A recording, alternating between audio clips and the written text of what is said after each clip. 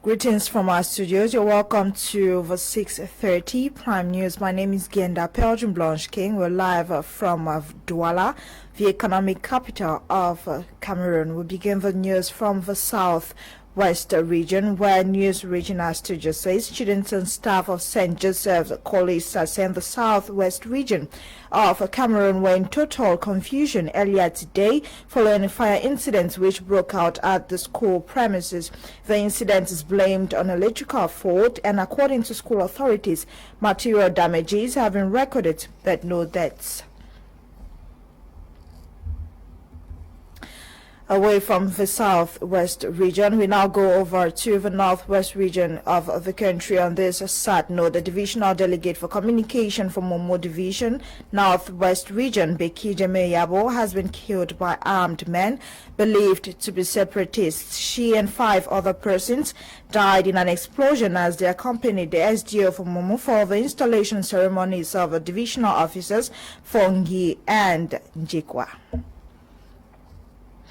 Now, father of a 7-year-old boy has escaped jungle justice from neighbors who expressed bitterness over punishment served to his son. Neighbors confirm a video circulating on social media with the man punishing his son severely, blaming it to his frequent night movements. Details with Eileen Sama in the following report.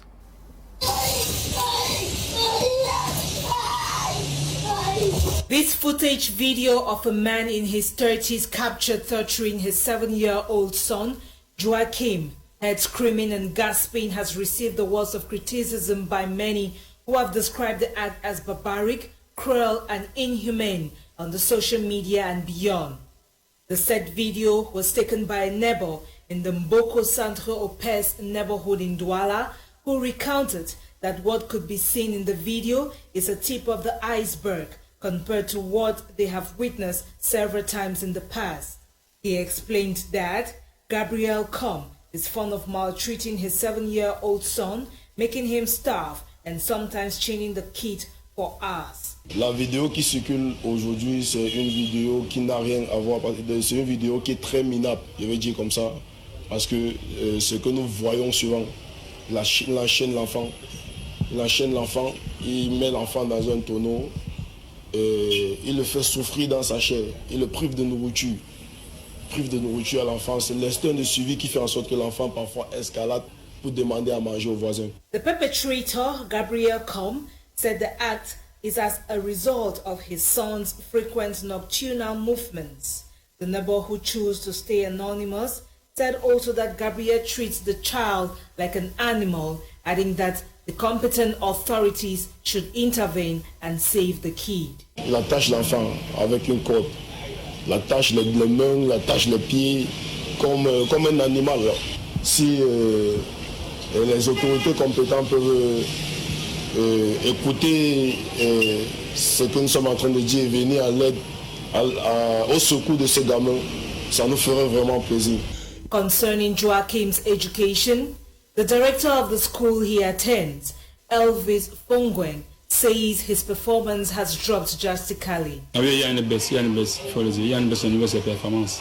Il faut même dire que la dernière évaluation qui permettait aux enfants d'aller en congé, il a été évalué.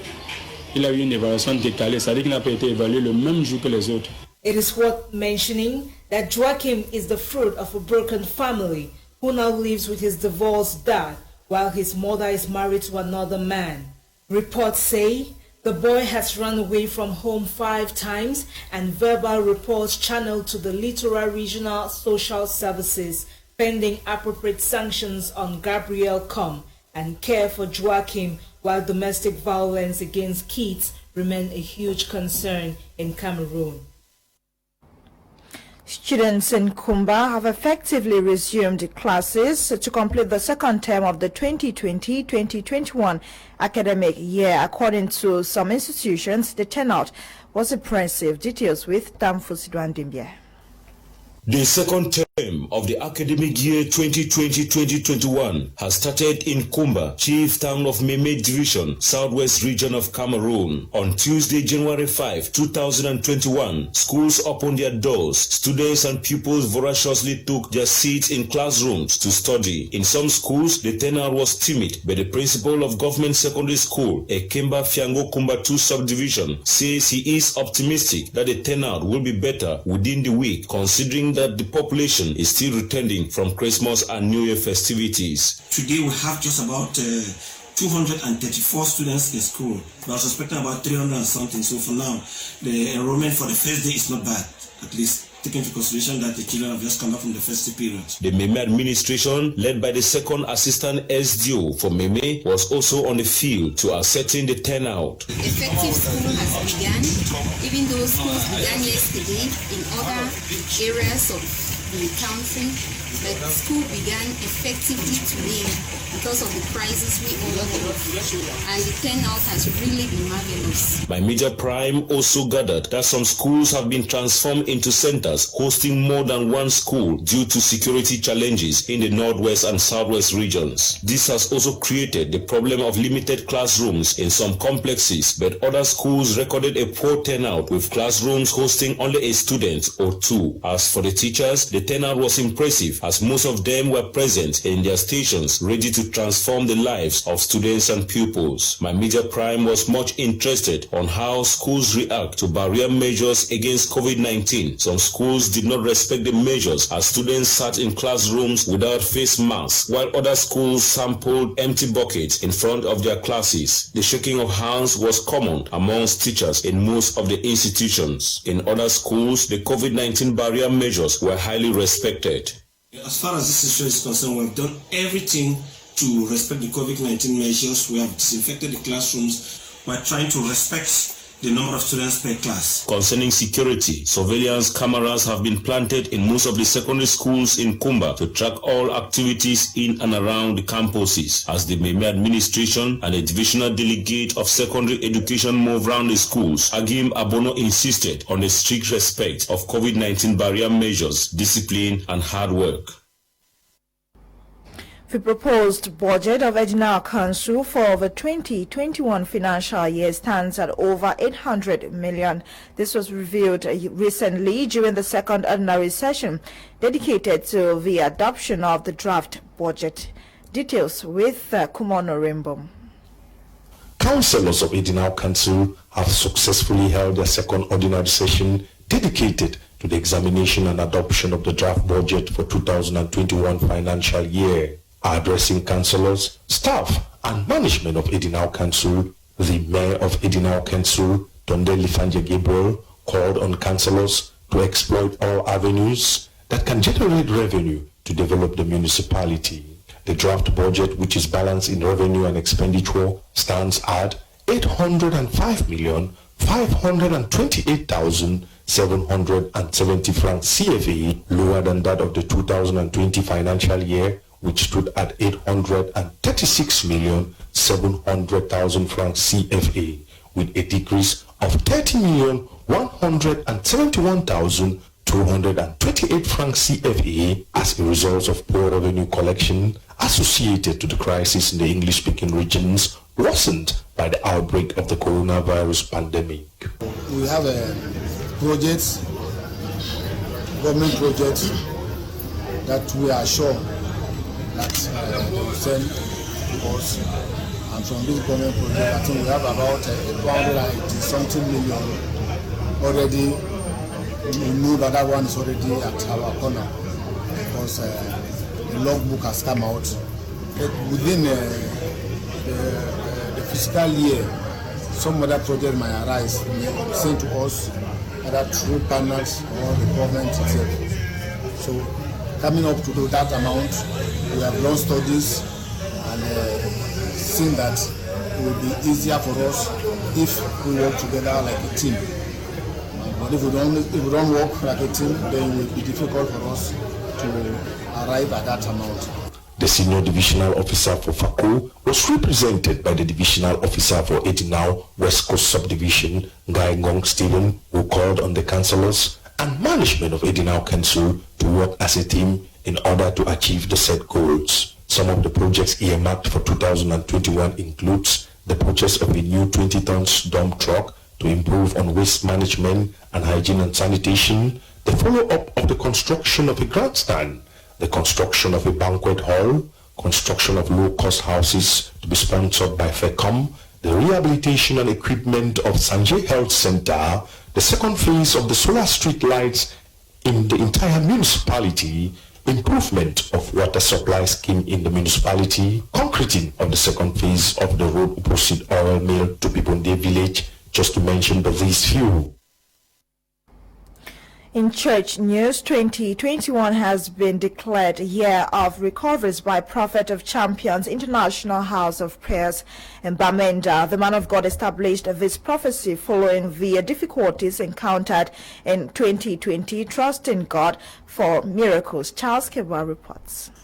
2021 has been declared a year of recoveries by Prophet Walters N.N., overseer of Champions International House of Prayers, Bamenda, Cameroon, as believers and faithfuls prayed for a fruitful year 2021. With the ongoing socio-political crisis rocking the two Anglophone regions and the country, the man of God, Prophet Walters N.N., said, "We have been in deep crisis, and he has heard and answered our prayers, and he has revealed that this year, because his children have been standing the gap for the whole nation and for his people all over the land, that we will recover."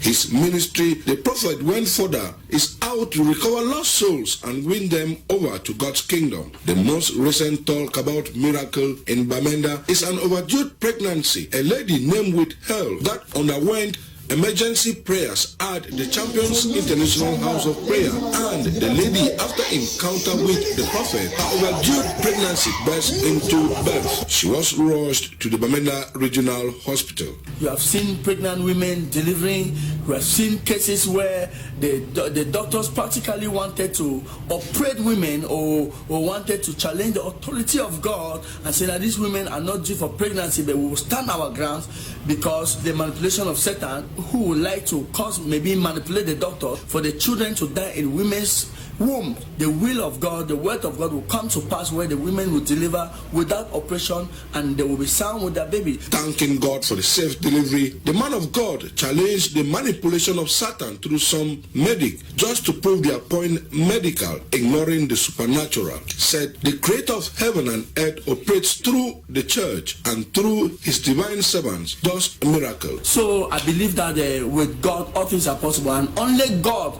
can help the doctors, help the servants of God, help whosoever does what to succeed in what he is doing. Inhabitants of Abakwa have testified to the goodness of God. This is the third case after the first in 2015. The prophet Walters N.N. worked hard in prayers without placing a condition or sowing seeds to perform God's miracle of safe delivery.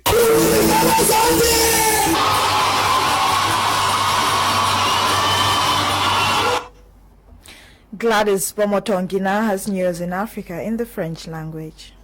Les résultats provisoires des élections présidentielles en République centrafricaine déclarés par l'autorité des élections de ce pays et désignant le président sortant Faustin Archange Taodera vainqueur de ce premier tour avec 53,92% de voix, a amené 10 candidats à cette même élection à exiger l'annulation du scrutin. Comme élément de défense à leur demande, ces opposants présentent le fait qu'un électeur sur deux n'a pas pu participer au vote dû à l'offensive rebelle observée, au démarrage tardif des opérations électorales et bien d'autres motifs. Pour eux, les élections du 27 décembre dernier n'étaient qu'une mascarade.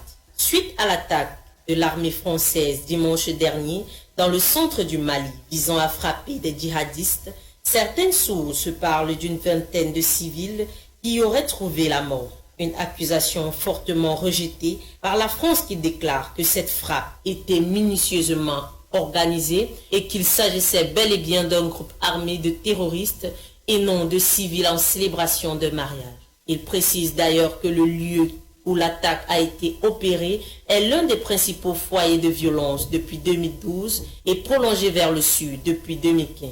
Au Zimbabwe, un reconfinement total du pays pour 30 jours a été annoncé par le gouvernement dû à la flambée de cas de coronavirus. Seuls les commerces essentiels peuvent désormais rester ouverts. Les cérémonies de mariage et cultes religieux restent interdits. En ce qui concerne les funérailles, la limite est de 30 personnes. Au Rwanda, de nouvelles restrictions ont été adoptées en vue de faire face à une possible deuxième vague de coronavirus. Depuis hier, les déplacements entre les différents districts ont été interdits. Les entreprises doivent fermer à partir de 18h et un couvre-feu de 20h à 4h du matin sera observé pour un supplément de 2 semaines. Let's join the topic content for sports news in the French language. C'est une victoire, 1-0, c'est le score inscrit hier mardi par Coton Sport de Garoua dans son fief contre leur adversaire Green Eagles lors du match retour. Tout débute hier à 15h30 quand l'arbitre central Yannick Malala de la RDC Congo donne le coup d'envoi du match. À la 4e minute plus tard, le but de Coton Sport intervient sur un centre de Soubayou Marou avec une reprise de Lambert Arema qui envoie le ballon au fond des filets du gardien zambien Kenneth Awanga. La première partie de la rencontre va ainsi se solder avec 1-0 en faveur du Coton Sport jusqu'au dernier sifflet de la deuxième partie. Cette victoire hier des cotonniers vient s'ajouter à leur victoire de 2-0 lors de l'aller au stade Koloma de Lusaka en Zambie le 23 décembre 2020. Les poulains de l'entraîneur Suleiman Aboubakar sont désormais qualifiés en Coupe de la CAF. Par ailleurs, les 16 qualifiés pour ce stade seront rejoints par les perdants du premier tour de la Ligue africaine des champions. Coton Sport de Garoua est la seule équipe restante qui représentera le Cameroun en compétition africaine. Les vraies choses vont commencer. La prochaine rencontre sera connue après le tirage au sort des barrages prévus le 17 janvier prochain. That was the package of today. Thanks for being a part of Prime News. Join us tomorrow at 6:30 Cameroon time for another edition of Prime News on My Media Prime. Ewane Eli Nolinga produced and news coordinated by Lasha Kingsley. My name is Genda Pelton Blanche King. We're urging or encouraging you to stay tuned to My Media Prime at 7 p.m. Cameroon time. Prime Hour will be live with Kim Leonard. Enjoy today's edition of the show. Happy viewing and good night.